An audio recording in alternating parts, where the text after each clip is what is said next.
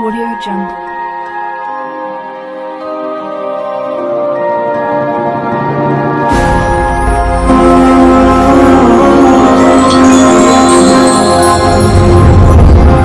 المجيد والفرقان الحميد.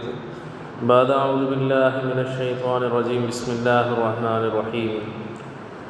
إن الله وملائكته يصلون على النبي يا أيها الذين آمنوا صلوا عليه وسلموا تسليما. اللهم صل على سيدنا محمد وعلى آل سيدنا محمد وبارك وسلم. وقال أيضا في مكان آخر يا أيها الذين آمنوا إذا نودي للصلاة من يوم الجمعة فاسعوا إلى ذكر الله وذروا البيع فإذا قضيت الصلاة فانتشروا في الأرض وابتغوا من فضل الله واذكروا الله كثيرا لعلكم تفلحون. وقال رسول الله صلى الله عليه وسلم أن النبي صلى الله عليه وسلم دخل عليه يعوده وهو مريض يا رسول الله ألا أوصي بمالي كله؟ قال لا. قال فبالشطر؟ قال لا. فبالثلث؟ قال الثلث والثلث كثير أو كبير أو كما قال عليه الصلاة والسلام إلى آخر الحديث. ஏகவல்லவனாகிய அல்லாஹ்வை புகழ்ந்தவனாகவும் கண்மணி நாயகம் ரசூலுல்லாஹி ஸல்லல்லாஹு அலைஹி வஸல்லம் அவர்களின் மீது ஸலாத்தையும் ஸலாமையும் சொல்லியவனாக எனது உரையை ஆரம்பம் செய்கிறேன்.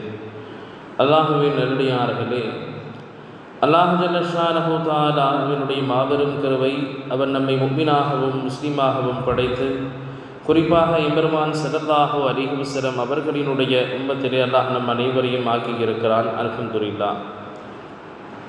உலகத்திலே பிறக்கின்ற ஒவ்வொரு மனிதனுக்கும் இறைவன் செல்வத்தையும் கொடுக்கிறான், சில காலங்கள் அவனுக்கு கஷ்டத்தையும் கொடுக்கிறான். இப்படி ஏற்றத்தாழ்வுகளோடு தான் இறைவன் மனிதர்களை படைத்திருப்பதாகவும் திருக்குரானிலே சொல்லி காட்டுகிறான். நபிமார்களை பற்றி அல்லாஹ் சொல்கிற போது தில்கர் ருசுலு ஃபல்லல்னா பஅதஹும் அலா பஅதின், அந்த இறை தூதர்களில் சிலரை காட்டிலும் சிலரை நாம் சிறப்புப்படுத்தி இருக்கிறோம் என்று அல்லாஹ் சொல்கிறான். மின்ஹும் மன் கல்லமல்லா, அந்த அல்லாஹ்வினுடைய இறை தூதர்களிலே அல்லாஹ்விடத்தில் பேசிய நபியும் உண்டு. ஒமின்ஹும் வரஃபா பஅதஹும் தரஜாத், அதிலே சில பேரினுடைய அந்தஸ்துகளை நான் உயர்த்தியிருக்கிறேன், அப்படிப்பட்ட நபிமார்களும் உண்டு என்று அல்லாஹ் சொல்கிறான். அல்லாஹ் சொல்கிற இந்த நபிமார்களினுடைய ஏற்றத்தாழ்வுகள் தான் உலகத்தில் இருக்கக்கூடிய ஒட்டுமொத்த மனித சமுதாயத்தையும் தான் ஏற்றத்தாழ்வோடு படைத்திருக்கிறேன் என்பதை இறைவன் சொல்வதற்குண்டான ஒரு அத்தாட்சியும் ஆதாரமும் ஆகும். அந்த அடிப்படையில் ஒவ்வொரு மனிதனையும் அல்லாஹு தஆலா செல்வந்தனாக படைப்பதில்லை. எல்லா மனிதனையும் சிலரை செல்வந்தனாக படைத்திருக்கிறான், சிலரை ஏழைகளாக படைத்திருக்கிறான், சிலரை நடுத்தர வர்க்கத்தினராக படைத்திருக்கிறான். ஆக மொத்தத்தில் இப்படி இறைவன் தனக்கென்று ஒரு நீதியை வைத்து செயல்படுகிறான். இன்றைய தினம் நாம் ஒரு பொருளாதார ரீதியாக ஒரு மனிதனுடைய உளவியல் எப்படி சம்மந்தப்பட்டிருக்க வேண்டும், அதாவது ஆங்கிலத்திலே சொல்வார்கள் சைக்காலஜி ஆஃப் த மணி அப்படின்னு சொல்லுவாங்க. அப்போ பொருளாதார ரீதியோடு ஒரு மனிதனுடைய உளவியல் எப்படி தொடர்பு பட்டிருக்க வேண்டும் என்பது ஒரு புத்தகம். ஆங்கிலத்தினுடைய இந்த புத்தகத்தை எழுதியவர் மார்கன் ஹோசல் அப்படின்னு சொல்லுவாங்க. அவர் இந்த புத்தகத்தை எழுதியிருக்கிறாரு. இந்த அடிப்படையிலே ஒரு மனிதன் செல்வத்தை எப்படி அணுக வேண்டும் என்பதை அவர் கூறுகிறார்.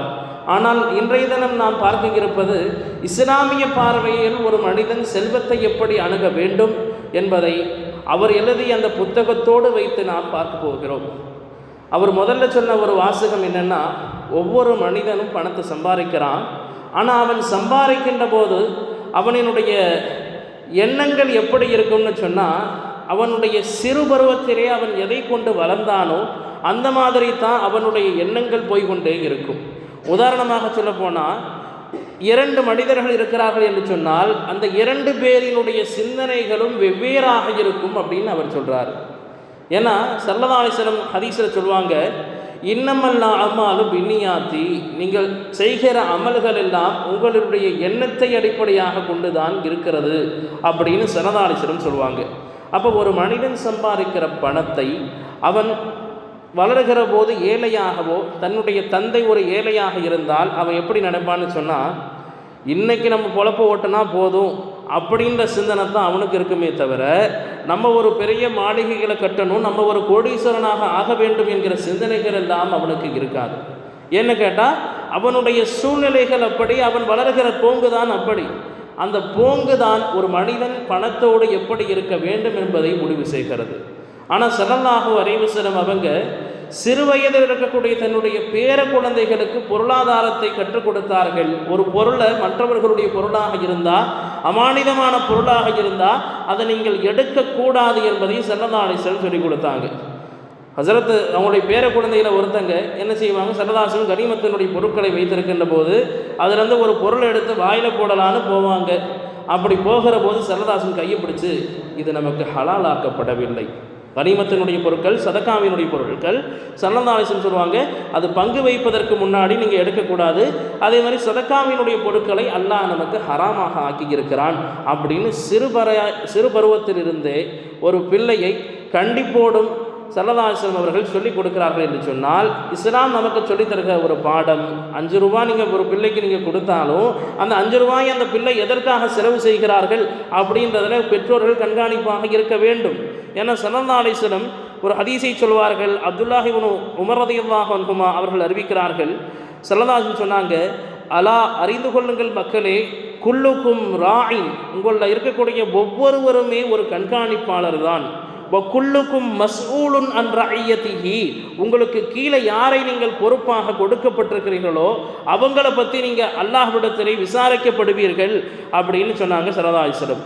அதை மட்டும் சொல்லிட்டு விட்டுடுற, ஒரு ரஜுலு ராயின், ஒரு கணவனாக இருக்கிறான், ஒரு குடும்ப தலைவன் இருக்கிறான் அப்படின்னு சொன்னால் அவன் கண்காணிப்பாளனாகவும் பொறுப்புதாரியாகவும் இருக்கிறான். அலா அஹ்லி பைத்திஹி, தன்னுடைய மனைவி தான் கொடுத்த காசை எப்படி செலவு செய்கிறா அப்படின்றத பற்றி அல்லாஹ் தஆலா அந்த கணவனை கேள்வி கேட்பான். அதேமாதிரி தன்னுடைய பிள்ளைகளுக்கு இவன் கொடுக்குற அந்த பேக்கெட் மணியை அவன் எப்படி செலவு செய்கிறான்றதை பற்றி அந்த குடும்ப தலைவனிடத்தில் தான் அல்லாஹ் கேள்வி கேட்பான். ஏன்னா ஒரு மனிதன் தன்னுடைய குடும்பத்தை நிர்வாகிப்பவனாக மட்டுமல்ல, அதை ஒழுங்கான முறையிலே கொண்டு செல்லக்கூடியவனாகவும் இருக்கின்றான்.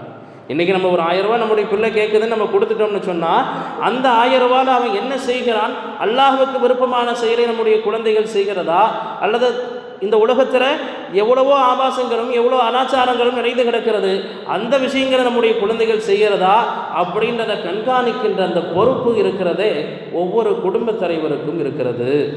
அதே மாதிரி குடும்ப தலைவர் மட்டுமல்ல, ஸல்லல்லாஹு அலைஹி வஸல்லம் சொல்லுவாங்க, ஒரு பெண் வல் மர்அத்து ராயியத்துன் அலா பைத்தி பாலிஹா, ஒரு பெண் தன்னுடைய கணவரினுடைய வீட்டை கண்காணிப்பவளாகவும் அதை நிர்வகிப்பவளாகவும் இருக்கிறாள். அவளுடைய குழந்தைகளை அவன் நிர்வகிப்பவளாக இருக்கிறாள். ஒரு குழந்தை தப்பு செஞ்சால் அம்மாவை தான் முதல்ல அந்த பாவம் சென்றடையும். ஏன்னு சொன்னால், ஒரு குழந்தை தன்னுடைய வாய் திறந்து சொல்கிற முதல் வார்த்தை அம்மா என்கிற வார்த்தை. அப்போ அந்த குழந்தைக்கு அம்மா என்று சொல்லிக் கொடுக்கிறவும் அவள்தான், அல்லாஹ் என்று சொல்லிக் கொடுப்பவளும் அவள்தான். அப்போ அல்லாஹ்னு சொல்லிக் கொடுத்து இந்த பொருட்களை எப்படியெல்லாம் செலவு செய்ய வேண்டும் என்பதை அந்த பிள்ளைகளுக்கு நம்ம சிறு வயதிலிருந்தே நம் பாடம் புகட்டினால்தான் நம்முடைய பிள்ளைகள் நல்லோர்களாக இருக்க முடியும். சொல்லுவாங்க, ஒரு உதாரணத்துக்கு ஒரு சம்பவத்தை சொல்லுவாங்க, கற்பனையாகவும் எடுத்துக்கொள்ளலாம் அல்லது நடந்ததாகவும் சொல்லுவாங்க. என்ன சம்பவம்னா, ஒரு அம்மா என்ன செய்வாங்களாம், தன்னுடைய மகனை வளர்க்கிற போது அந்த பையன் என்ன ஆசைப்பட்டாலுமே, சரி உனக்கு இது வேணுமா, நீ ஒரு 2 ரக்காத்து போய் தொழுதுட்டு அந்த ரூமில் போய் பாரு, அல்லாஹ் உனக்கு கொடுத்துருப்பான்னு சொல்லுவாங்களாம். அதே மாதிரி அந்த பையன் என்ன செய்வான், தினமும் தொழுதுட்டு போய் அந்த ரூமில் போய் பார்ப்பான். அதே மாதிரி அந்த பொருள் அந்த இடத்துல இருக்கும். ஒரு நாள் என்ன செய்வாங்க, அந்த அம்மா வெளியூருக்கு போயிடுவாங்க. ஆனால் அந்த அம்மாவுக்கு பயம், அச்சோ இன்றைக்கி நம்ம பையன் தொழுதுட்டு சாப்பாடு கேட்பானே, அல்லாஹ் எனக்கு சாப்பாடு கொடுப்பானேன்னு சொல்லி இருப்பானே நினைப்பானே, அப்போ அதை கொடுக்கலன்னு சொன்னால் அல்லாஹின் மீது உண்டான நம்பிக்கை பொய்யாகிவிடுமேன்னு அந்த அம்மா நினைக்கும் போது, அன்னைக்கு சாயங்காலம் அந்த அம்மா வருத்தத்தோடு வரும். பார்த்தா, தம்பி சாப்பிட்டையாப்பான்னு அந்த பையன்கிட்ட கேட்கும்போது அந்த பையன் சொல்லுவானா, நான் சாப்பிட்டு விட்டேன், ஆனால் இவ்வளோ நாள் நீங்கள் கொடுத்த சாப்பாட்டை விட இன்றைக்கி ரொம்ப சுவையாக இருந்ததுன்னு சொல்லுவாங்களாம். ஏன்னா இப்படிப்பட்ட ஒரு நம்பிக்கையை நாம், அல்லாஹுடைய நம்பிக்கையை பிள்ளைகளுக்கு நாம் ஊட்டினால், அல்லாஹ் நேரடியாக நமக்கு உணவு தருவதற்கும் உதவி செய்வதற்கும் கை கொடுப்பதற்கும் அல்லாஹ் நமக்கு உறுதுணையாக இருப்பான். ஹஸரத் மரியம் அலைஹிஸ்ஸலாம் அவங்களுடைய வரலாறு நம்ம படித்தது இல்லையா? மரியம் அலைஹிஸ்ஸலாம் அவங்க ஹஸரத் ஜக்கரியா அலைஹிஸ்ஸலாம் அவர்களினுடைய பொறுப்பில் வளரக்கூடியவர்களாக இருந்தாங்க. ஜக்கரியா அலைஹிஸ்ஸலாம் என்ன செய்வாங்கன்னா, அது பெண் பிள்ளை, பள்ளிவாசலுக்காக வேண்டி அவங்க அம்மா நேர்ந்து விட்டுட்டாங்க. முயற்சி செஞ்சதுனால, வேறு வழியே இல்லாததுனால பள்ளிவாசலில் வளருவாங்க மரியம் அலைஹிஸ்ஸலாம். பள்ளிவாசலில் ஒரு ரூம் இருக்கும், அதை பராமரிக்கக்கூடியவர்கள் அவங்களுடைய சொந்தக்காரரான ஜக்கரியா அலைஹிஸ்ஸலாம், நபி ஜக்கரியா அலைஹிஸ்ஸலாம் அவங்க தான் பராமரிப்பாங்க. அந்த பெண்ணை சாப்பாடு கொண்டு போய் கொடுக்கறதாக இருந்தாலும் சரி, அந்த பெண்ணுக்கு தேவையான பொருட்களை வாங்கி கொடுக்கறதாக இருந்தாலும் சரி, இதெல்லாம் ஜக்கரியா அலைஹிஸ்ஸலாம் பார்த்துக்கிட்டு வருவாங்க. வெளியில் போகும்போது அந்த பெண்ணுடைய ரூமை தாப்பால் போட்டுட்டு போயிடுவாங்க. ஒரு நாள் ரூமுக்கு வராங்க ஜக்கரியா அலைஹிஸ்ஸலாம். ரூமுக்கு வந்து பார்த்தா அந்த காலத்தில் இல்லாத பழங்கள், அதாவது ஒவ்வொரு சீசனில் ஒவ்வொரு பழங்கள் கிடைக்கும் இல்லையா, அந்த மாதிரி காலங்களுக்கு அப்பாற்பட்ட பழங்கள் எல்லாம் ஒரே நேரத்தில் மரியம் அலைஹிஸ்ஸலாமுடைய ரூமில் பார்க்குறாங்க. இது எங்கே இருந்துமா உனக்கு வந்ததுன்னு ஆச்சரியத்தோடு கேட்குறாங்க. அப்படி கேட்கின்ற போது அவங்க சொன்ன ஒரு வார்த்தை, ஹிய மின் இந்தில்லா, அது அல்லாஹ்வின் புறத்திலிருந்து எனக்கு கொடுக்கப்பட்டதுன்னு சொல்லுவாங்க. அப்போ அப்படிப்பட்டவர்களாக நம்முடைய பிள்ளைகளை நாம் வளர்க்க வேண்டும். பொருளாதார ரீதியிலே நம்ம ஒரு 5 ரூபா கொடுத்தாலும் அதுக்கு கணக்கு கேட்குறேன்னு சொன்னால் அந்த பையன் அந்த 5 ரூபாயை வச்சு என்ன செலவு செய்கிறான் என்பதை பற்றி ஒரு கணவனும் ஒரு மனைவியும் ஒரு பெற்றோரும் ஒரு தாய் தந்தையர்களாக நாம் அல்லாஹ்விடத்தில் பதில் சொல்ல வேண்டிய ஒரு சூழ்நிலை ஏற்பட்டு போகும். ஏன்னா ஸல்லல்லாஹு சொன்னாங்க, ஒரு மனிதனினுடைய கால் பாதங்கள் கியாமத்துடைய நாளில் சில கேள்விகளை கேட்காமல் நகர முடியாது அப்படின்னு சொல்லுவாங்க. அப்போ அல்லாஹ் சில கேள்வியில் ஒரே ஒரு கேள்வி, நீ என்ன சம்பாதித்தாய், அதில் எப்படி நீ செலவு செஞ்ச, இந்த கேள்வியை அல்லாஹ் நம்மிடத்தில் கேட்பான். அப்போ நம்முடைய செலவுகளை எதில் செலவு செய்யணும், எதில் செலவு செய்யக்கூடாது என்பதையெல்லாம் நாம் நம்முடைய பிள்ளைகள்கிட்ட உட்கார்ந்து பேசணும். அதே மாதிரி ரெண்டாவதாக சொல்கிறாங்க, ஒரு மனிதன் பொருளாதாரத்தோடு அவன் எப்படி இருக்க வேண்டும் என்று சொன்னால் சொல்கிறாங்க, அதாவது ஒரு மனிதனினுடைய பிஹேவியர்னு சொல்லுவாங்க, அவனுடைய அணுகுமுறை எப்படி இருக்குமோ அதை பொறுத்துத்தான் ஒரு மனிதன் பணக்காரனாகவும் ஆகிறான், ஏழையாகவும் ஆகிறான். அப்போ ஒரு மனிதனினுடைய பொருளாதாரம், உதாரணத்துக்கு ஒரு சம்பவத்தை அந்த புக்கில் சொல்கிறாங்க. என்னென்னா, ஒரு பெரிய பணக்காரன் என்ன செய்வானா, அந்த பேங்க்கில் தினமும் வருவானா ஒரு பேங்க்குக்கு. அந்த பேங்க்குக்கு வருகிற போதெல்லாம் அவன் பணக்காரன் என்பதை பிறருக்கு காட்ட வேண்டும் அப்படின்றதுக்காக வேண்டி பக்கத்தில் ஒரு பெரிய பண மூட்டையை வச்சு அப்படியே பறக்க விட்டுட்டே வருவானா. அப்போ இப்படிப்பட்ட ஒருத்தனை அந்த புக்கை எழுதக்கூடியவர் பார்க்குறாரு. பார்த்துட்டு அவர் சொன்னார், இவனை நான் வாட்ச் பண்ணிகிட்டே இருந்தேன், இவன் எந்த அளவுக்கு பணக்காரன்னு சொன்னால் ஒரு கரண்ட் கம்பத்தை போய் இடிச்சிருவானா.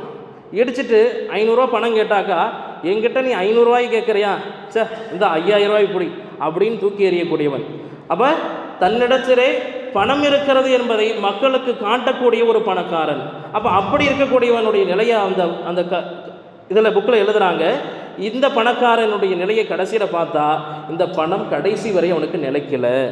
ஏன்னா ஒரு மனிதனினுடைய பிஹேவியர், அவனுடைய அணுகுமுறை ஒரு பணத்தோடு எப்படி இருக்குமோ அதை பொறுத்துத்தான் அல்லாஹ் நம்முடைய ரிஸ்கிலே பரக்கத்தையும் செய்கிறான். ஸல்லல்லாஹு அவர்களுக்கு அல்லாஹு தஆலா சூரத்துல் இஸ்ரா என்கிற சூறால் அல்லாஹ் சொல்கிறான், யா பனி ஆதம குது ஜீனத்தக்கும் இந்த குல்லி மஸ்ஜிதின் வ குலு வஷ்ரபு வலா துஸ்ரிஃபு இன்னஹு லா யுஹிப்புல் முஸ்ரிஃபீன். ஆதமுடைய மக்களே, நீங்கள் பள்ளிவாசலுக்கு வரும்போது நல்ல ஆடைகளை அணிஞ்சுக்கிட்டு வாங்க. வ குலு வஷ்ரபு, அதே மாதிரி நீங்கள் சாப்பிடுங்கள், அல்லாஹ் உங்களுக்கு கொடுத்த அந்த உணவுகளை நீங்கள் உண்ணுங்கள், பருகுங்கள். வலா துஸ்ரிஃபு, ஆனால் நீங்கள் வீண் வரியத்தை செய்யாதீங்க. ஏன்னா அல்லாஹ் வீண் வரியம் செய்பவர்களை விரும்ப மாட்டான். அப்போ ஒருத்தன் பணக்காரனாக ஆக வேண்டும் என்று சொன்னால் செல்வத்தோடு அவனுடைய அணுகுமுறைகள் எப்படி இருக்கணும்னு சொன்னால் அவன் வீணான காரியங்களை செய்யக்கூடாது. எந்த அளவுக்கு இமாம்கள் எழுதுறாங்கன்னு சொன்னால், ஒரு மனுஷன்கிட்ட ஒரு பேனா இருக்குது, ஆனால் அந்த பேனாவிலேயே எல்லாத்தையும் எழுதிட முடியும்னு சொன்னால் இன்னொரு பேனாவை வாங்குறான்னா அது வீண் விரையம்னு எழுதுகிறாங்க. அப்போ ஒரு பொருளை கொண்டு நம்முடைய தேவைகள் நிவர்த்தி ஆகிற போது மீண்டும் மீண்டும் அதே பொருளை அதிக விலை கொடுத்து வாங்குவது தான் இன்றைய ஒரு சூழ்நிலையாக நம்மிடத்தில் இருந்து கொண்டிருக்கிறது. இப்போ இன்றைக்கி ஒரு ட்ரெஸ்ஸு போடுவோம், ஆனால் இன்னும் ஒரு 5 நாளில் புது ஃபேஷன்னு சொல்லி ஒரு விளம்பரம் வரும், அல்லது ஆஃபர்னு ஒன்று போடுவாங்க. ஆனால் உடனே மக்கள் எல்லோரும் அதன் பக்கம் போய் விழுந்து விடுவார்கள். ஒரு சேலையை நம்முடைய வீட்டுக்கு இருப்பவர்கள் நம்ம வாங்கி கொடுத்துருப்போம், ஆனால் புது மாடல்னு ஒன்று வந்திருக்கும், மறுபடியும் போய் அதை விலை அதிகமாக கொடுத்து வாங்குவார்கள். அப்போ தேவைக்கு மிஞ்சிய செலவீனங்களை நாம் குறைத்து கொள்ள வேண்டும். இதுதான் மார்க்கம் நமக்கு சொல்லுகிற ஒரு விஷயம். அதே மாதிரி அல்லாஹ் சொல்கிறான், வலா துஅத்து சுஃபஹா அம்வாலக்கும் அல்லதி ஜஅலல்லாஹு லக்கும் கியாமன் வர்ஸுகுஹும் ஃபீஹா வக்ஸூஹும் வகூலு லஹும் கௌலம் மஅரூஃபா. அல்லாஹ் சொல்கிறான், உங்களுடைய பணத்தை, ஸல்லல்லாஹு சொல்லுவாங்க இன்னொரு இடத்துல கூட, உன்னுடைய சாப்பாட்டை ஒரு முத்தக்கியை தவிர வேறு யாருக்கும் சாப்பிட கொடுக்காதுன்னுவாங்க. உன்னுடைய வீட்டில் ஒரு நல்லவனை தவிர வேறு யாரையும் அமரவிடாது என்று சொல்வார்கள். இதெல்லாம் பொருளாதாரம் சம்பந்தப்பட்டது. ஏன்னா நம்முடைய பணம், நம்முடைய காசு ஏழைகளாக வெளியில் நிற்கிறார்கள் அப்படின்னு சொல்லி நம்ம இன்றைக்கி கொடுத்துட்டோம்னு சொன்னாக்கா, எத்தனையோ பேர் ஏழையினுடைய உண்மையான ஏழைகளுக்கு நம்ம கொடுக்கலாம் தாராளமாக. ஆனால் ஏழை அப்படின்ற பெயரை சொல்லி பொய் சொல்லி வசூல் பண்ணி கொண்டு செல்லக்கூடிய ஒரு சூழ்நிலை இன்றைய நாட்களில் அதிகமாகிவிட்டது. நிறைய இடங்களில் என்ன செய்கிறாங்க, பள்ளிவாசலினுடைய அந்த ஸ்டாம்ப், அந்த லெட்டர் பேடை திருடிடுறாங்க. திருடிட்டு போயிட்டு அதை நிறைய ஜெராக்ஸ் போட்டுட்டு நாங்கள் இந்த பள்ளியிலிருந்து வருகிறோம், நாங்கள் இந்த மதரசாவிலிருந்து வருகிறோம் அப்படின்னு சொல்லி வசூல் பண்ணி மாட்டிக்கொண்டவர்கள் ஏராளம். ஏன் நிறைய இடங்கள் இப்படி நடக்குது. அப்போ நம்முடைய காசு ஒரு ஸல்லல்லாஹு சொன்னதை போல ஒரு முஃமின் மற்றவர்களையும் ஏமாற்றக்கூடாது, தானும் ஏமாந்து விடக்கூடாது. இதில் கவனமாக இருக்கணும். ஏன்னா அப்படி இருந்தால்தான் ஒரு மனிதன் உண்மையான தன்னுடைய செல்வத்தை பாதுகாக்கக்கூடிய ஒரு முஃமினாக இருக்க முடியும்.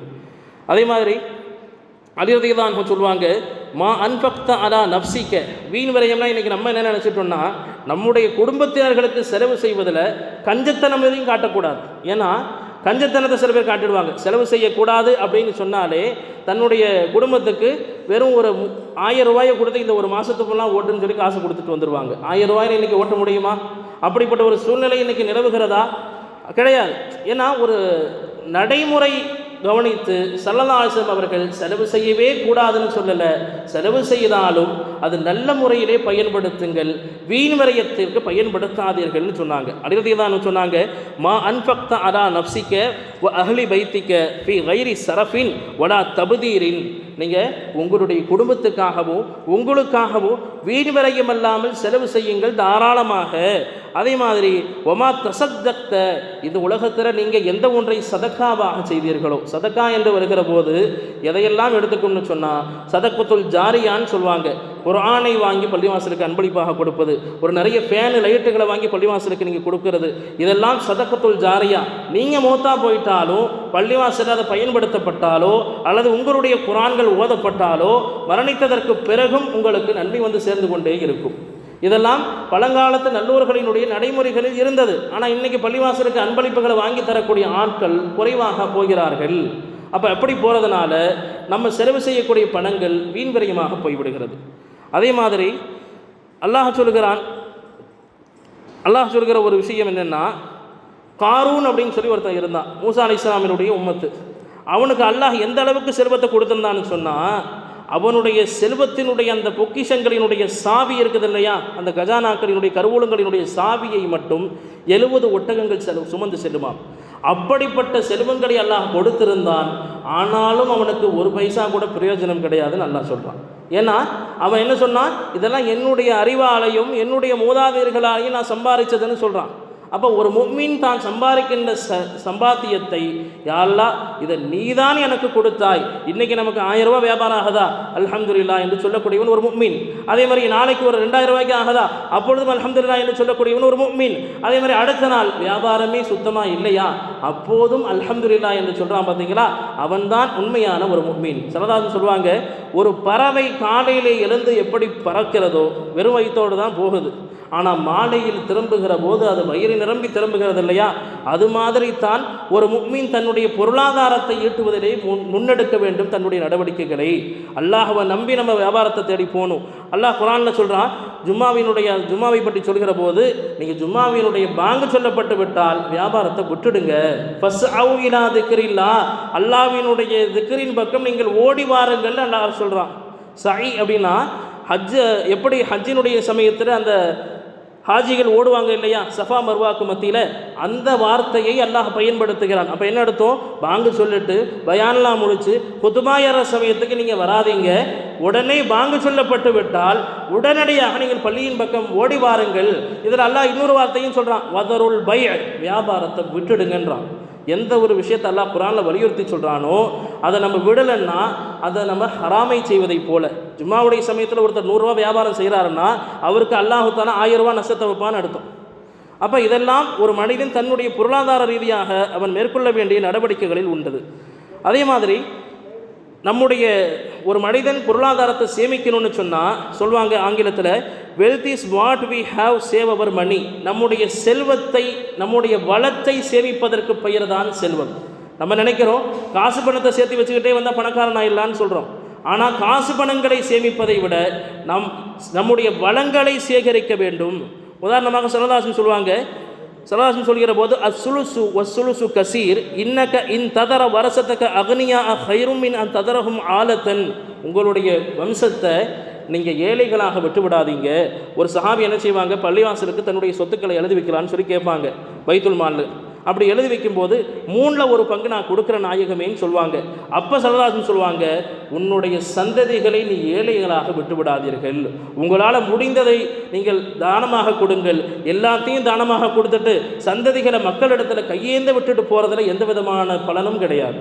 அதே மாதிரி ஸல்லல்லாஹு சொன்னாங்க, எதுல் உலியா, கொடுக்கிற கை சிறந்ததாக இருக்கிறது வாங்குகிற கையை விட. எனவே வல்ல ரஹ்மான் நம் அனைவரினுடைய கைகளையும் கொடுக்கிற கைகளாகவும் செல்வந்தர்களாகவும் அல்லாஹ் நம்மை ஆக்கி அருள் புரிவானாக. வாஹிரு தஅவானா அல்ஹம்துலில்லாஹ். அஸ்ஸலாமு அலைக்கும் வரஹ்மத்துல்லாஹி வபரகாத்துஹு.